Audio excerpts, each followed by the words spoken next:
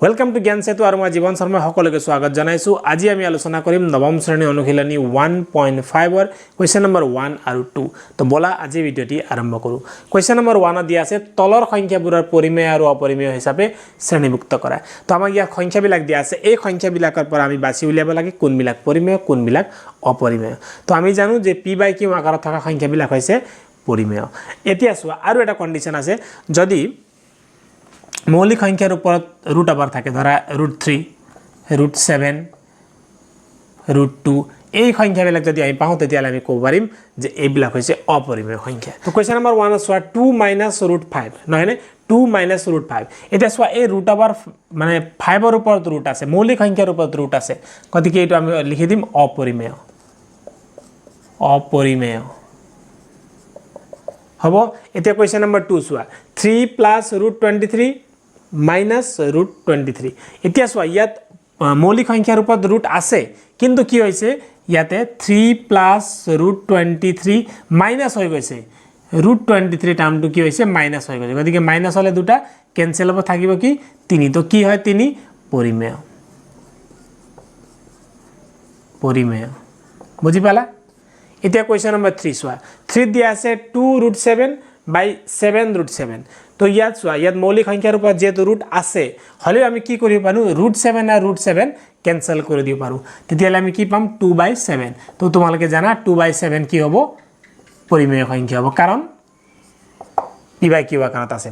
এতিয়া question number 4 চোৱা 4 কি আছে 1/√2 আছে, গতিকে যেহেতু মৌলিক সংখ্যাৰ ওপৰত ৰুট আবাৰ আছে গতিকে আমি ক'ব পাৰো এইটো কি অপৰিমেয়। অপৰিমেয়। কোৱেশ্চন নম্বৰ 5 চোৱা 2π। এতিয়া আমি জানো যে পাই মানে হৈছে অপৰিমেয়, তো পাই য'ত পাই থাকিব সেইটো অপৰিমেয় হ'ব, তাৰ লগত 2 থাকক 3 থাকক 4 থাকক কোনো কথা নাই। তো পাই পালে তোমালোকে লিখি দিবা অপৰিমেয়। বুজি পালা কনসেপ্ট ক্লিয়াৰ হ'ল। আমাক লাগে কনসেপ্ট। সো কনসেপ্ট অবিহনে একো নহয়। তোমালোকে যেতিয়া অঙ্ক কৰিবলৈ যোৱা মুখস্থ কৰিবলৈ বাদ দিয়া, কনসেপ্টৰ ওপৰত ফোকাস কৰা। যেতিয়া কনসেপ্ট আহি যাব অটোমেটিক তোমালোকে অঙ্ক কৰিবলৈ শিকিবা, কাৰণ অঙ্ক হৈছে এটা খেলি মেলি বস্তু আমাক দিয়া আছে, সেইবিলাক একগোট কৰিব লাগে, একগোট কৰি সেইবিলাক সজাব লাগে।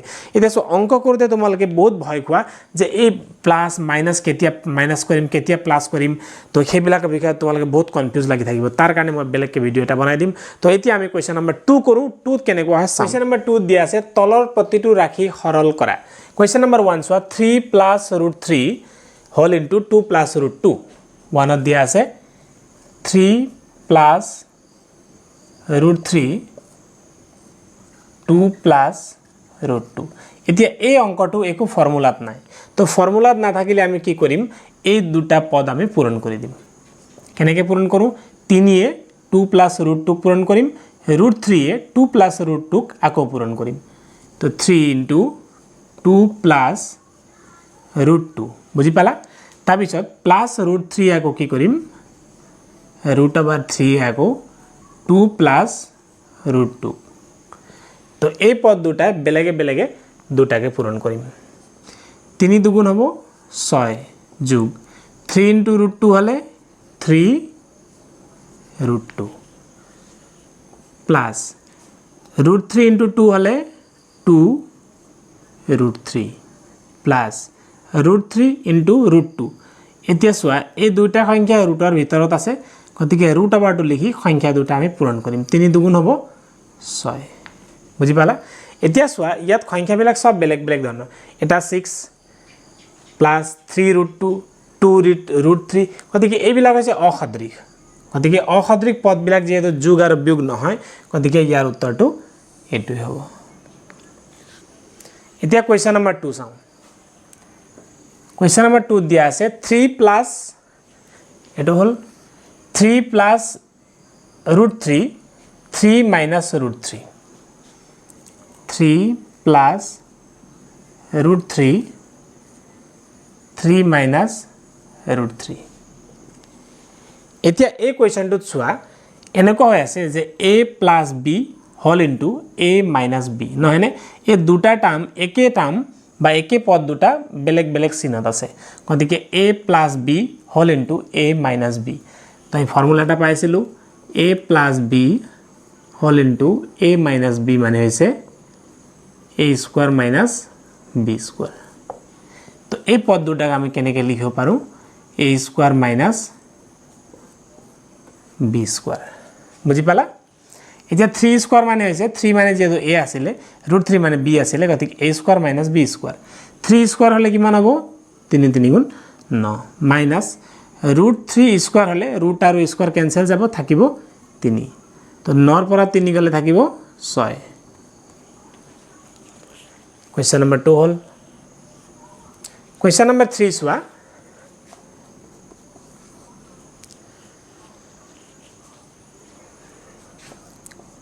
√5 প্লাস √2 হোল স্কোয়ার এতিয়া আমাক ইয়াত ফর্মুলা এটা বনিব যে a plus b whole square তো আমি জানো যে a plus b whole square ফর্মুলাটো হৈছে a square plus 2ab plus b square নহয়নে তেতিয়ালে আমি ইয়াক লিখিব পাৰো √5 স্কোয়ার প্লাস 2 ইনটু √5 মানে হৈছে a ইনটু b মানে হৈছে √2 প্লাস b স্কোয়ার মানে হৈছে √2 স্কোয়ার √5 স্কোয়ার কৰিলে কিমান হ'ব 5 হ'ব মানে ৰুট আৰু স্কোয়াৰ দুটা ক্যান্সেল হ'ব প্লাস এতিয়া চোৱা √5 ইনটু √2 কৰিলে কি হ'ব ভিতৰৰ দুটা সংখ্যা দুটা পূৰণ হ'ব অৰ্থাৎ 2 ইনটু √10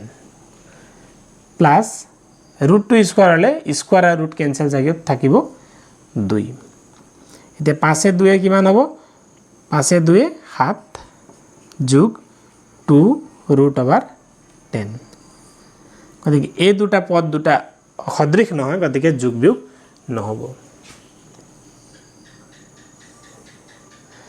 এতিয়া আমি কোৱেশ্চন নম্বৰ 4 কৰো क्वेश्चन नंबर 4 दिया আছে √5 minus √2 √5 plus √2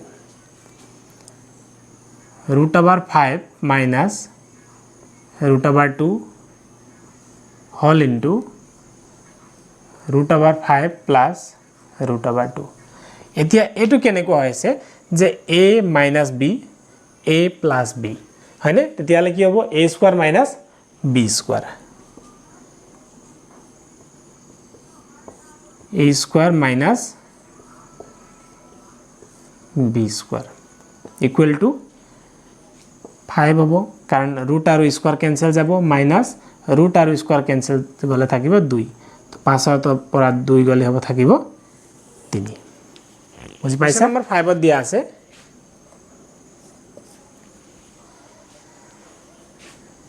3 √5 minus 4 √3 whole square अर्थात ইয়াক আমি কেনেদৰে কৰিব পাৰো a minus b whole square এতিয়া ফর্মুলা এটা তোমালকে পাইছিলা a minus b whole square নহয়নে তেতিয়া কি হ'ব a square minus 2ab plus b স্কয়াৰত ভাঙি দিব লাগিব এটো হৈছে a এটো হৈছে b এটো কি a এটো b তেতিয়ালে লিখিব পাৰো a স্কয়ার হলে কি হ'ব 3 √5 স্কয়ার ঠিক আছে মাইনাস 2 ইনটু a আছে নহয় তো a এর মান কিমান 3 √5 ইনটু b মানে হৈছে 4 √3 প্লাস b স্কয়ার মানে হ'ব 4 √3 স্কয়ার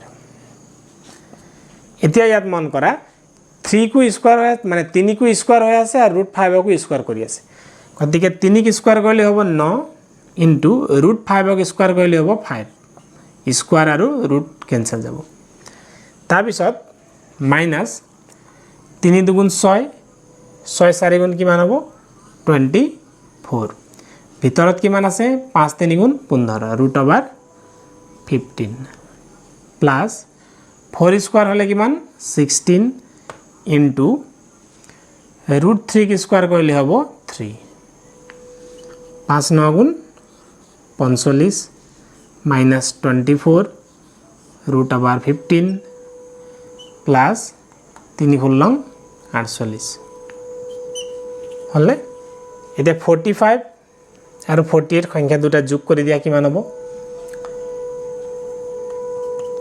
8 5 13 3 ওকইলে 1 4 4 8 8 के 9 93 minus 24 root 15 ছয়ত দিয়া আছে root over 7 minus 6 whole into root over 3 minus root over 7 এতিয়া চোৱা ইয়াত দুটা পদ বেলেগ বেলেগ আছে অৰ্থাৎ আমি ফৰ্মুলাত ভাঙিব নোৱাৰো তেতিয়ালে আমি কি কৰিম এইটো পদেৰ ইয়াক হৰণ কৰিম আকৌ 6 আকৌ ইয়াক হৰণ কৰিম মানে এক নম্বৰ কোৱেশ্চন নম্বৰ 1 ৰ নিচিনা তেতিয়ালে আমি কি লিখিব পাৰো root over 7 এ পূৰণ কৰিব root 3 minus root 7 ক বুজি পালা এতিয়া কি কৰিম এই 6 হয় মানে 6 এ আকৌ ইয়াক কৰিব লাগিব -6 এ কি কৰিব root 3 minus root 7 ক পূৰণ কৰিব 7 3 গুণ 21 মানে root over 21 minus root 7 হলে কিমান হ'ব 7 হ'ব minus 6 3 গুণ 18 বা আমি 6 3 গুণ 18 বুলি লিখিব নোৱাৰো 6 root 3 বুলি লিখিব লাগিব minus এ হ'ব plus 6 root 7 question number 7 চোৱা 2 plus root 6 whole into 4 plus root 6 নহয় নে তো ইয়াতো কি আছে ইয়াতো বেলেগ বেলেগ টার্ম আছে গতিকে এই দুটা পদ পূৰণ কৰিব লাগিব 2 এ কাক পূৰণ কৰিব 4 plus root 6 ক এই 2 ইয়াক কৰিম আকৌ plus root 6 এ কাক কৰিব 4 plus root 6 ক 4 দুগুণ 8 যোগ 2 root 6 plus 4 root 6 plus root 6 into root 6 হলে হ'ব 6 এতিয়া চোৱা 8 এ 6 কিমান হ'ব 14 যোগ 2টা root 6 ইয়াত আছে 4টা root 6 তো কেইটা হল টোটাল 2টা root 6 4টা root 6 হলে 6টা root 6